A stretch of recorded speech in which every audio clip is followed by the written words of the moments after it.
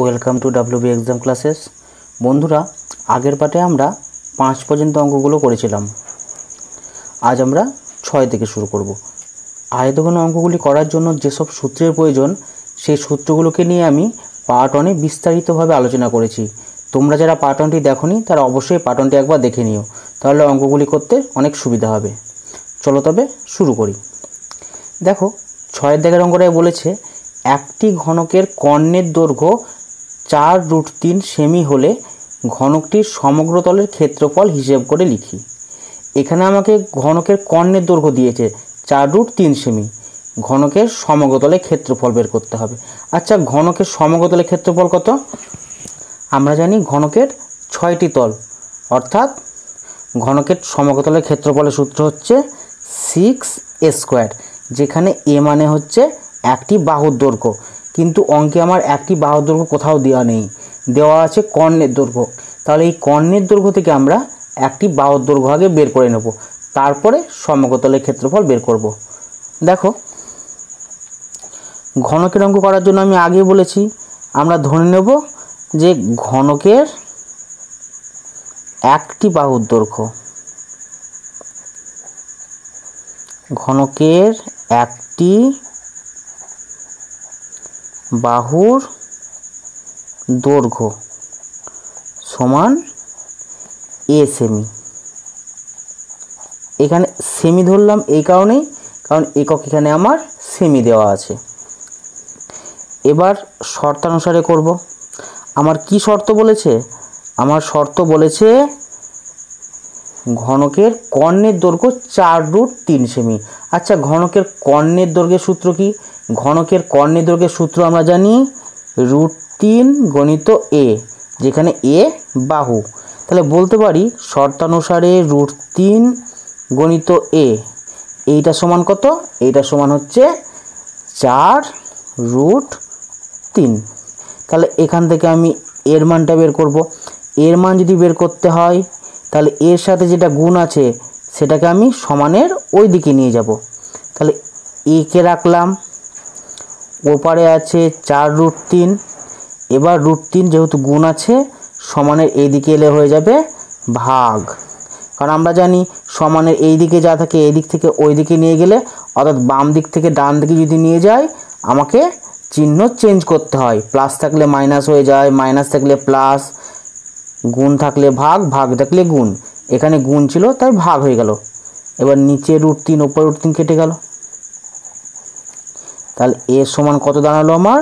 4, অর্থাৎ একটি বাহুর দৈর্ঘ্য সমান 4 সেমি। তাহলে এবার আমি অনায়াসে বলতে পারি যে ঘনকটির ঘনকটির সমগ্র তলের ক্ষেত্রফল কত। তাহলে ঘনকের সমগ্র তলের ক্ষেত্রফল, সমগ্র তলের ক্ষেত্রফল সমান কি? 6a²। 6a², এ মানে কত? 4, তাহলে 4²। তাহলে 6 × 4², 4 × 4 = 16, 6 × 16 = 96। 96 একক কি? যেহেতু ক্ষেত্রফল হলে বর্গ হয়, আয়তন হলে ঘন। ক্ষেত্রফল আছে তাই বর্গ, সেমি দেওয়া আছে তার বর্গ সেমি। ওকে বন্ধুরা, চলো এবার 7 দাগের অঙ্কটা শুরু করি। দেখো, 7 দাগের অঙ্ক কি বলেছে? একটি ঘনকের ধারগুলির দৈর্ঘ্যের সমষ্টি 60 সেমি। ঘনকটির ঘনফল হিসাব করে লিখি। ঘনকের ধারগুলির দৈর্ঘ্যের সমষ্টি দিয়েছে। আচ্ছা, ঘনফল মানে কিন্তু আয়তন, আর আমরা ঘনকের আয়তনের সূত্র কি জানি? a², অর্থাৎ বাহু কিউ, যেখানে a মানে একটি বাহুর দৈর্ঘ্য। কিন্তু এই অঙ্কেও আমার কোথাও বাহুর দৈর্ঘ্য দেওয়া নেই, ধারগুলির দৈর্ঘ্যের সমষ্টি দেওয়া হয়েছে। ধারগুলির দৈর্ঘ্যের সমষ্টি দেওয়া হয়েছে। আচ্ছা, বাহু যা ধারতা, তাহলে আমি যদি একটা ঘনকের ছবি আঁকি, ঠিক এটা হচ্ছে আমার ঘনক। এই ঘনকের ধার বা বাহু সংখ্যা কয়টি? 1 2 3 4 5, 6, 7, 8, 9, 10, 11, 12। তাহলে আমি দেখলাম ঘনকের 12টি ধার বা 12টি বাহু। তাহলে একটি বাহুর দৈর্ঘ্য যদি a হয় তাহলে 12টি বাহুর দৈর্ঘ্য হবে 12 গুণ অর্থাৎ 12a। তাহলে ঘনকের 12টি বাহুর দৈর্ঘ্য 12a। এবার এই 12a সমান আমার বলে দেওয়া হয়েছে 60 সেমি। তাহলে আমি শর্তানুসারে করব যে 12a সমান 60 সেমি, সেখানে এর মানটা অর্থাৎ একটি বাহুর দৈর্ঘ্য মান পেয়ে যাব। আর একটি বাহুর দৈর্ঘ্যের মান পেয়ে গেলেই আমি AQ সূত্রে ঘনফল বের করব। চলো তবে করি। লিখব আমরা জানি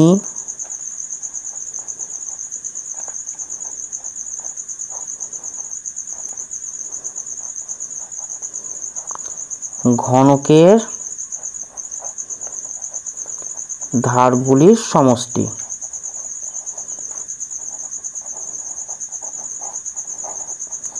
সমান 12a। শর্তানুসারে 12a সমান 60 বা এর মান বের করব।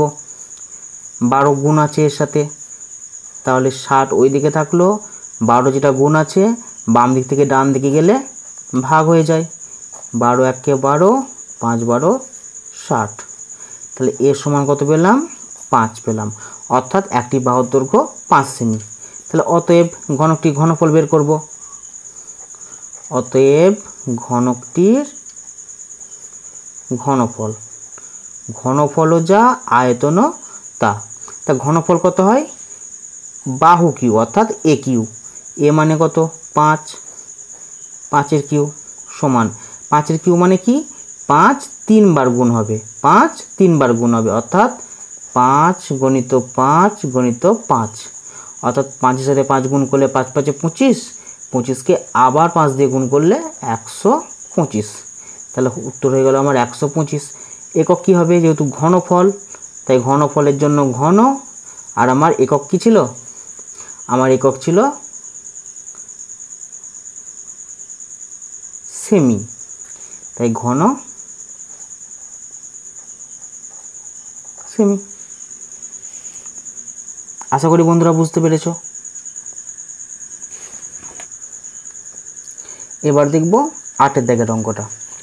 দেখো কি বলেছে, যদি একটি ঘনকের 6টি পৃষ্ঠতলের ক্ষেত্রফলের সমষ্টি 216 বর্গ সেমি হয় তবে ঘনকটির আয়তন কত হবে হিসেব করে লিখি। এখানে ঘনকটির আয়তন জানতে চেয়েছে। আমরা জানি ঘনকের আয়তন মানে হচ্ছে AQ।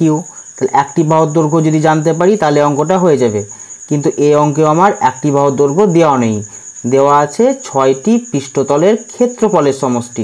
আচ্ছা, আমরা তো জানি যে ঘনকের 6টি পৃষ্ঠতল হয়, অর্থাৎ এখানে 6টি পৃষ্ঠতল মানে একটি পৃষ্ঠতল কেমন হয়? a square. তাই 6টি পৃষ্ঠতলের ক্ষেত্রফল 6a স্কোয়ার, যেটা সমতলের ক্ষেত্রফল হিসেবে আমরা জানি। তাহলে ঘনকের সমতলের ক্ষেত্রফল বা 6টি তলের ক্ষেত্রফল কত? 6a square. এই 6a স্কোয়ার মানে আমার দেওয়া আছে 216। তাহলে এই 6a স্কোয়ার সমান 216 হবে। তাহলে এখান থেকে এর মানটা যদি বের করে নিই, তারপরে আমি AQ সূত্রে ফেলে দিলেই সেটা, তাহলে সেখানে আমি আয়তন পেয়ে যাব। তাহলে প্রথমে ধরে নেব ঘনকটির একটি বাহুর দৈর্ঘ্য, একটি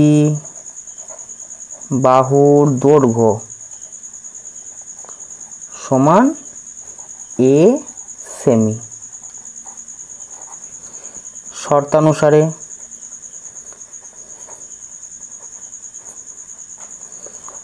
216টা কি বললাম? সমতলের ক্ষেত্রফল অর্থাৎ 6a স্কোয়ার। তাহলে 6a স্কোয়ার সমান 216। এখান থেকে এর মানটা বের করব। তাহলে a স্কোয়ার সমান কত হবে? 6টা গুণ আছে, 6 সমানের ওইদিকে গেলে ভাগ হয়ে যাবে, 6 দিয়ে ভাগ করে দিই।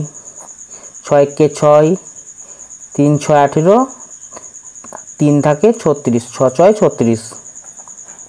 তাহলে a মানে কত হবে? a মানে হয়ে যাবে √36, কারণ স্কোয়ার ওইদিকে গেলে কি হয়ে যাবে? √ওভার হয়ে যাবে, সবসময় উল্টো হয়। তাহলে a সমান কি হয়? a সমান কি হবে? 36 বর্গমূল 6, অর্থাৎ আমরা জানি 6 × 6 হয় 36, তাহলে উল্টে বলতে পারি 36 বর্গমূল কত হবে 6। তাহলে এবার আমরা বলবো ঘনকটির আয়তন। অতএব ঘনকটির আয়তন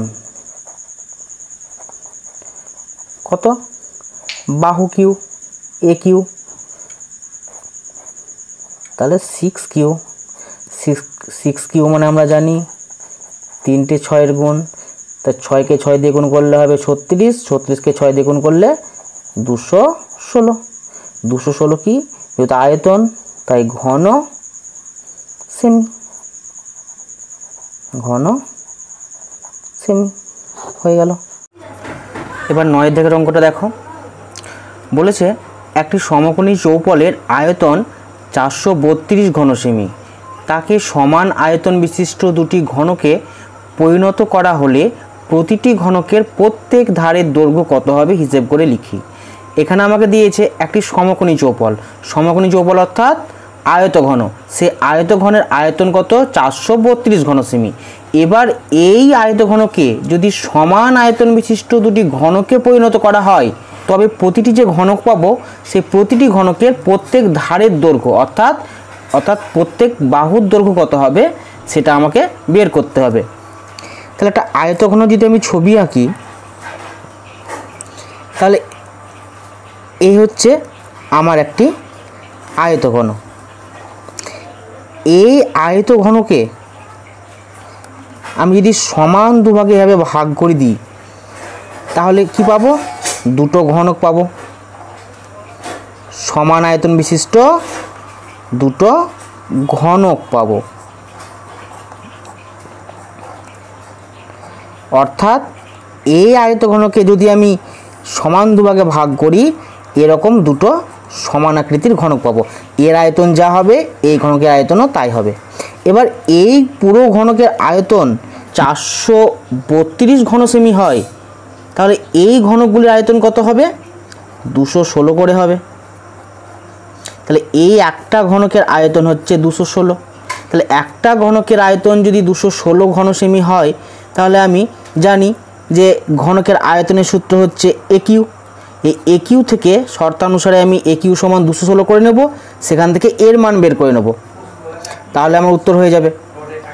চলো তবে কি লিখব? সমকোণী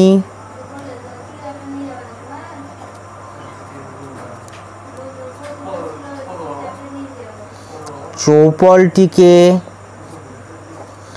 সমান আয়তন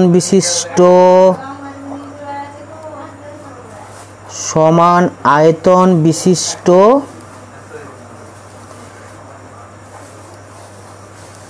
দুটি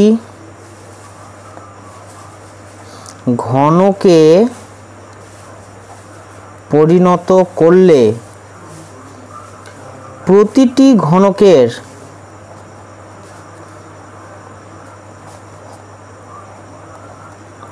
আয়তন হবে কত হবে? মোট আয়তন ছিল আমার 432, একে 2 দিয়ে ভাগ করে দেবো, তাহলে পেয়ে যাব 216।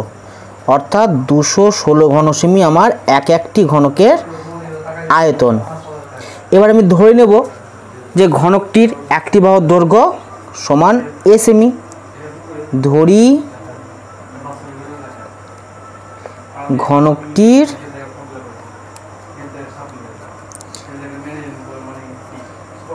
একটি বাহুর দৈর্ঘ্য সমান a সেমি। অতএব এবার শর্তানুসারে করে নেব।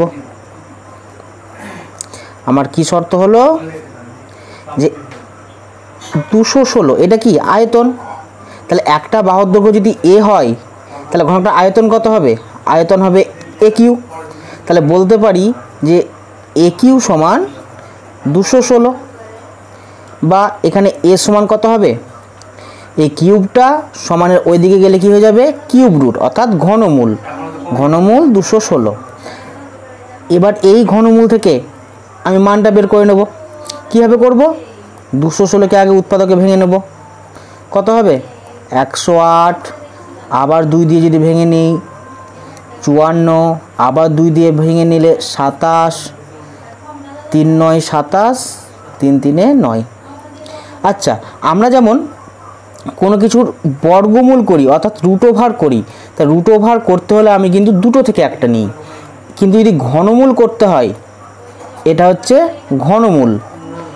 এই খাঁজের মাঝখানে যদি আমার এরকম চিহ্ন থাকে 3, তাহলে সেটা হচ্ছে আমার ঘনমূল। এই ঘনমূলের ক্ষেত্রে কিন্তু আমি 3টে থেকে একটা নেব। তাহলে মূলের ক্ষেত্রে কিন্তু আমি 3টে 2 থেকে একটা 2 নেব, আর 3টে 3 থেকে একটা 3 নেব। তাহলে কি করব? 3টে 2 থেকে একটা 2 পেলাম, 3টে 3 থেকে একটা 3 পেলাম, অর্থাৎ 3 2 6। একটি বাহুর দৈর্ঘ্য হয়ে গেল আমার 6। আচ্ছা, এই প্রসঙ্গে বলে রাখি, আমার কিন্তু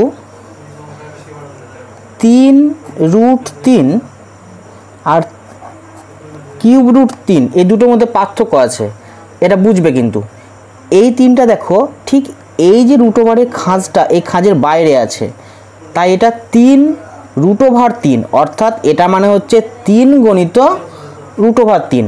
কিন্তু এই 3টা দেখো ঠিক খাঁজের মাঝখানে আছে, তাই খাঁজের মাঝখানে যেহেতু আছে, তাই আমি এটা কি বলবো? এটা কিন্তু কিউব রুট। এটা হচ্ছে কিউব রুট অর্থাৎ ঘনমূল। তাহলে আমি এ মানে কত পেয়ে গেলাম? এখানে এ মানে 6, অর্থাৎ প্রতিটি ধারের দৈর্ঘ্য 6 সেমি। তাহলে লিখে নেব, অতএব ঘনকটির প্রতিটি ধারের দৈর্ঘ্য 6 সেমি। অতএব ঘনকটির প্রতিটি ধারের দৈর্ঘ্য সমান 6 সেমি। যদি অঙ্কটা বুঝতে না পারো, একবার ভিডিওটি পজ করো, পজ করে একটু পেছনে গিয়ে আবার প্রথম থেকে দেখতে শুরু করো। চলো তবে আমরা পরের অঙ্কে যাই। 10 দেখের অঙ্কটা কী বলেছে দেখো, একটি ঘনকের প্রতিটি বাহুকে 50% কমানো হলো, মূল ঘনক ও পরিবর্তিত ঘনকের ঘনফলের অনুপাত কী হবে হিসেব করে লিখি। একটা ঘনক আছে, যে ঘনকের প্রতিটি বাহুকে 50% কমিয়ে দেওয়া হয়েছে, তাহলে যে প্রথমে মূল ঘনকটা ছিল তার আয়তন এবং কমানোর পরে যে ঘনকটা হলো অর্থাৎ পরিবর্তিত ঘনক, সেই ঘনকটার ঘনফলের অনুপাত কত হবে। তাহলে আমি প্রথমে মূল ঘনকের একটি বাহুর দৈর্ঘ্য ধরে নেব, তার আয়তন বের করব, পরবর্তীতে পরিবর্তিত ঘনকের একটি বাহুর দৈর্ঘ্য বের করে সেখান থেকে তার ঘনফল বের করব এবং দুটোর অনুপাত বের করে নেব। দেখো, অঙ্কটা আমরা এক্স ধরে করব না, আমরা ধরেই নেব যে ধরি ঘনকটির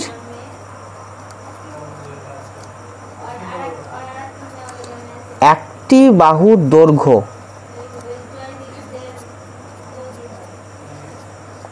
সমান 100 একক।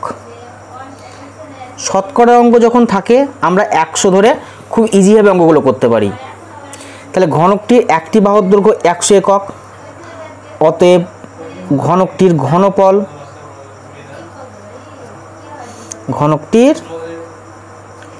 ঘনফল, তা ঘনফলের সূত্র জানি বাহু কিউ, তাহলে 100 কিউব হয়ে যাবে। 100 কিউব সমান 100 কিউব মানে কত? 100 কিউব মানে হচ্ছে 100 গণিত 100 গণিত 100। আর এই 100 100 গুণগুলো আমরা খুব ভালোভাবে করতে পারি। কীভাবে? 1-এর সাথে 1 গুণ করো, 1-1-কে 1, তার সাথে আবার গুণ করো 1, 1-1-কে 1, এরপরে কটা শূন্য আছে বসিয়ে দাও, 1 2 3 4 5 6, 6টা শূন্য আছে, 6টা শূন্য বসিয়ে দিলাম। এই 110 এগুলো দিয়ে গুণ বা ভাগ করা কিন্তু খুবই মজার। তাহলে এত ঘন একক, তাহলে এটা হয়ে গেল আমার ঘনকটির ঘনফল। এবার বের করব পরিবর্তিত ঘনকের একটি বাহুর দৈর্ঘ্য। পরিবর্তিত ঘনকের একটি বাহুর দৈর্ঘ্য, একটি বাহুর দৈর্ঘ্য সমান, দেখো আমাকে বলেছে প্রতিটা বাহুকে 50% কমানো হয়েছে। 50% কমানো হয়েছে মানে 100-র মধ্যে যদি 50 কমানো হয় তাহলে কত থাকবে? 100-র মধ্যে যদি 50 কমানো হয় তাহলে 50 অবশিষ্ট থাকবে। কার মধ্যে কমানো হয়েছে? 100-র মধ্যে কমানো হয়েছে, তাহলে গণিত 100। তাহলে এত একক হয়ে যাবে আমার একটা বাহুর দৈর্ঘ্য। ভালো করে বোঝো ব্যাপারটা। আমার ছিল 100, তাই 100-র সাথে কি হলো, কত গুণ হলো? 100-র মধ্যে 50, 100 কেটে গেল, তাহলে 50 একক। তাহলে পরিবর্তিত ঘনকের একটি বাহুর দৈর্ঘ্য হয়ে গেল 50 একক। তাহলে পরিবর্তিত ঘনকের ঘনফল কত হবে? পরিবর্তিত ঘনকের ঘনফল কত? 50-এর কিউব, এত ঘন একক। তাহলে 50-এর কিউব মানে কি? 3টে 50-এর গুণ, 50 গণিত 50 গণিত 50। তাহলে প্রথমে 5-এর সাথে 5 গুণ করো, 5 5 25, 25কে আবার 5 দিয়ে গুণ করলে 125, 125, একটা দুটো তিনটে শূন্য আছে, একটা দুটো তিনটে শূন্য বসে দিলাম, এত ঘন একক। 1,25,000 ঘন একক। এবার সিম্পলি দুটো অনুপাত বের করে নেব, যে মূল ঘনকটির ও পরিবর্তিত ঘনকটির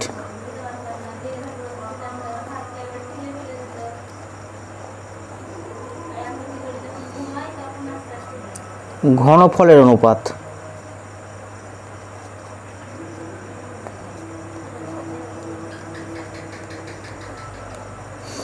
কত ঘনফলের অনুপাত?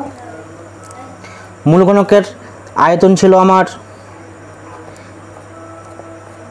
এইটা, অনুপাত পরিবর্তিত ঘনকের আয়তন এইটা। অনুপাত বের করে নাও। 3টে শূন্য কেটে যাবে, পড়ে থাকবে কত? 1000, এখানে পড়ে থাকবে 125। যদি 5 দিয়ে কাটি আবার কত হবে? 5 2 10, 200, 5 দিয়ে কাটলে 5 5 25, আবার 5 দিয়ে কাটলে 40, 25, 5 8 40, 5 1 5, অর্থাৎ 8:1 হয়ে যাবে আমার উত্তর। ওকে বন্ধুরা, আশা করি বুঝতে পেরেছো।